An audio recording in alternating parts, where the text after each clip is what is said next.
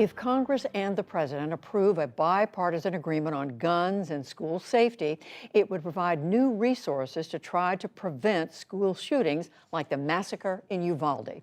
That would likely mean new money for mental health care, violence prevention, and more training for educators. Many educators want to see more action. Stephanie Sy picks up the conversation from there. Judy, teachers from around the country told our team of producers they've long been frustrated with the larger public response to shootings and school safety.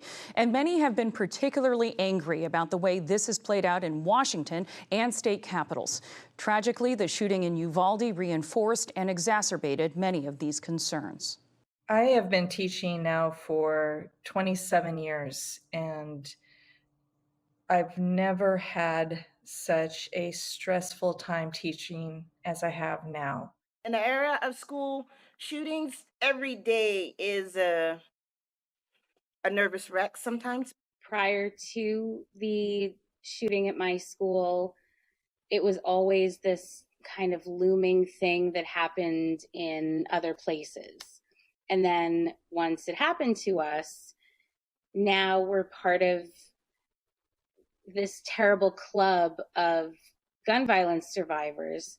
Immediately after we returned, after the shooting here, I still felt safe, but I did not sign up to have all of these added asks and responsibilities put upon me outside of what I am contractually obligated to do. A term I've been using a lot to describe how I'm feeling, and other teachers and people who work in schools and students across America, we're all feeling like we are sitting ducks.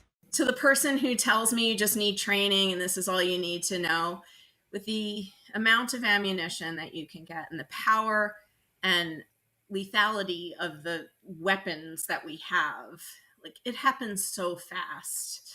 Prior to surviving a school shooting myself personally, I, watched on the news. I knew that they happened occasionally, but I never really had this impending sense that it was going to happen to me. I was teaching standing in a cafeteria one time when there was a school shooting.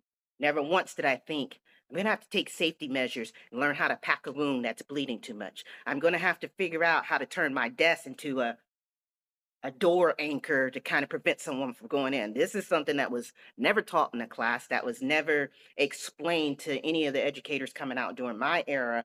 We've all run through the drills. They are very scary to do, but very important to do. You want to know what it does to kids? I'm with high school kids. And the last time we had one, the people who were checking the doors had a flashlight. And so we were in my room, in this back room, and we could see the flashlight shining through the shades.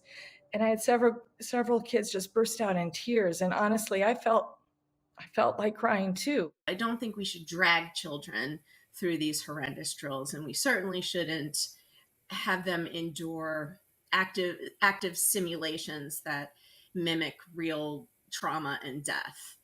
Because this bonus of gun violence is on the adults. And so how dare we put this on kids? I'm so angry that I know how to have conversations with young people about school shootings.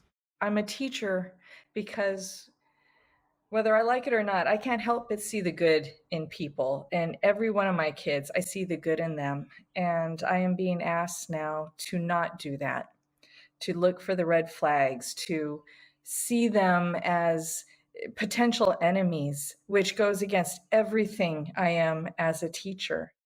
That would be the day that I retire from teaching. If not only for me, if I was forced to be armed in the classroom, but even if other teachers volunteered to be armed, I would retire from teaching. If the shooter had gotten into my room that day, I mean, I don't have a gun, but if I did, I wouldn't have been able to access it. I would have been shot and killed. I would feel better prepared if I felt that society cared more about teachers than they do right now. I have felt so much hatred towards teachers that I haven't felt. Even last year, nothing like this. the teachers are not okay. They're not okay in Uvalde. They need an incredible amount of care and support. They cannot be told that you just need to kind of suck it up and move on. And I don't think anybody actually says that to survivors, but that's how it often feels. I'm 20 years into this, and I could tell you 20 years as an educator is hard. 20 years as a Black educator is even harder. And the repercussions on my health, irreplaceable.